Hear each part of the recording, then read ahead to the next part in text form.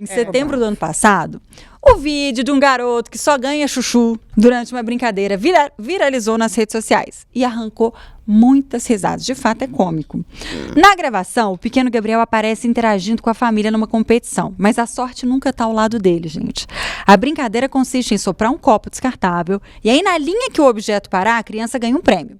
Já na primeira soprada, o Gabriel ganhou um chuchu. E ele ficou revoltado. Ele amassa e joga o copo plástico para longe.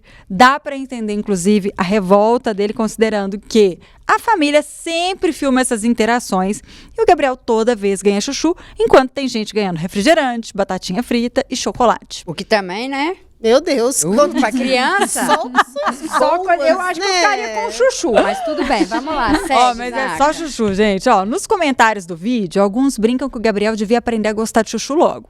Enquanto que outros dizem, pior do que ganhar chuchu é não ganhar nada. Tem gente que escreve, eu gosto de ver esse Gabriel se ferrando, ele só faz birra em todo vídeo. Uma criança. Odeio criança birrenta e chata.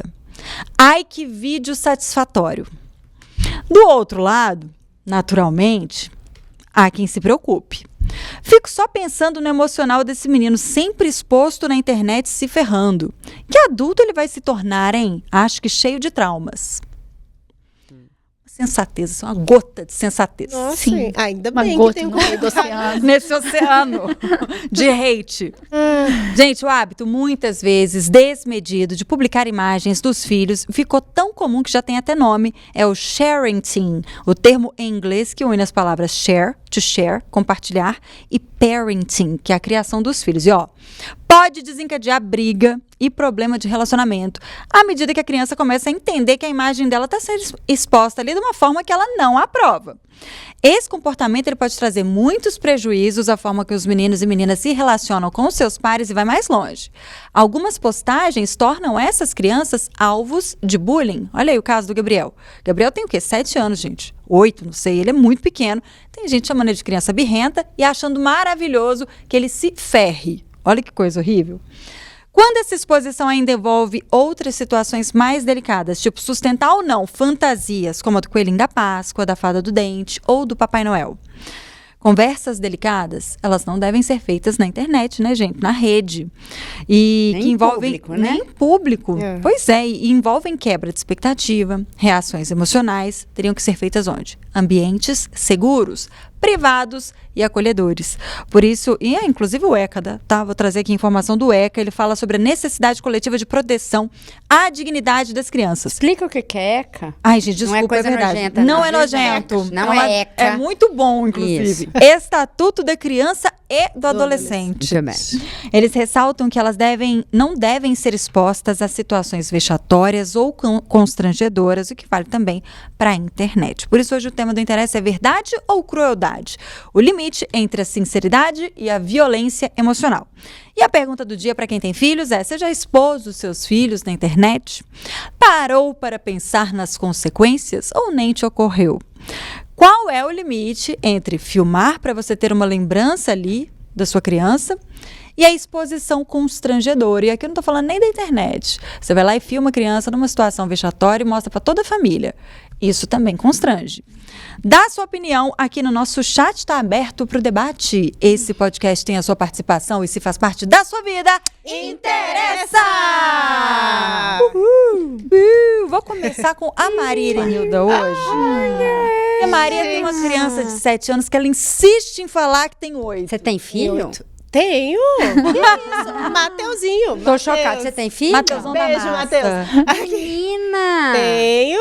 Tô chocada. Tenho. Isso pra mim foi a Eu também não revelação. sabia, não. Não, bem, você teve um Toda vez que eu react. venho soube aqui tem uma disso revelação hoje. diferente. E acho que eu ia falar, só quem vai poder falar isso é Zacarone, mas aí de repente... Maria Irenilda. Tem, filho. Conta, amiga. Tenho. Gente, eu tô completamente passada com isso. Com todas as histórias? Com todas as histórias.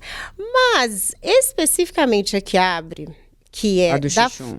da fantasia, não da Do ovo de Páscoa.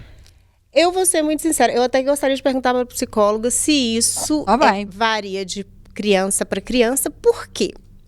Eu de fato nunca alimentei essa fantasia no meu filho, e nem nunca desconstruí, mas eu também nunca tive esse protocolo de ficar fazendo pegadinhas, o chocolate, ele nem liga muito com o chocolate. Então, isso nunca foi uma tradição. Embora a gente dá um presentinho, alguma coisinha assim, às vezes a escola, é tudo um contexto muito ao redor que tá o tempo inteiro falando cultural, disso, né? É cultural. Mas assim, especificamente dentro de casa, e mais do que isso, meu filho tem uma realidade bem, não é atípica, né? Porque hoje isso é muito comum, mas o meu filho, ele tem 2 casas, então ele fica uma semana comigo, uma semana com o pai dele.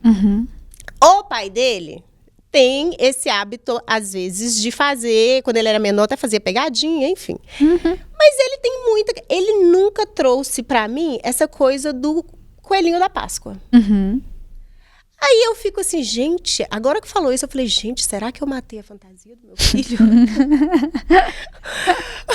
Então eu gostaria de te perguntar, esse ponto específico de falar, né? Assim, achei um absurdo isso que o pai fez, muito mais pela exposição. Gente, é muito absurdo isso. E a criança virou um chorando. papo das pessoas, tudo por like, né? Assim, uma exposição de criança na internet. Tudo pelo like. Nesse caso específico, gente, fala assim, jura que você não podia comprar um ovo menor? Uma barra de chocolate? Já que ele tinha isso também, né? Porque, vamos ser muito sinceros, o meu caso eu acho que é até atípico, mas se essa criança tem essa idade, ela tem toda essa fantasia, ela foi alimentada em algum momento, né? Sim.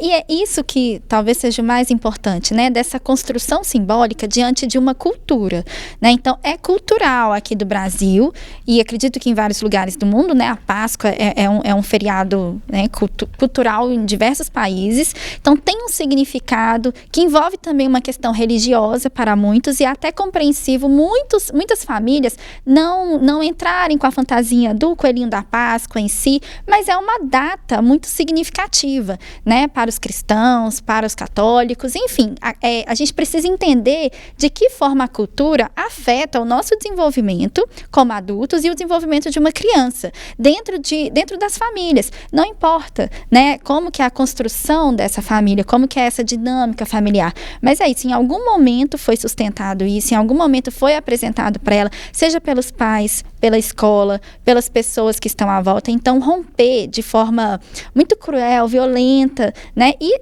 essa é a questão que eu acho que traz mais uma elaboração do adulto, assim, da gente estar adultalizando, nem sei se eu disse essa palavra, assim, é uma adultização de uma infância que não tem necessidade, porque com o tempo, essa criança, ela vai fazer elaborações com desenvolvimento, a partir dos marcos de desenvolvimento, e entender que isso faz parte de uma fantasia, de um simbólico, mas o simbólico, ele é fundamental para a criança fazer uma ponte com a realidade, porque a infância, ela não é uma ilusão, a infância, ela faz parte do simbólico, ela faz parte da realidade. Então, o coelhinho da Páscoa, de fato, não existe, né? Nem coloca ovo, gente. Nem ovo, coloca ovo. Vou falar verdades aqui, falando verdade. Não deixem as crianças verem assistirem o interesse. Coelho não bota ovo, meu povo! Ainda mais de chocolate. Fica aí, né? Fica aí esse questionamento. Mas é isso, vem de uma cultura, né, que a gente, de alguma forma, nós também sustentamos isso,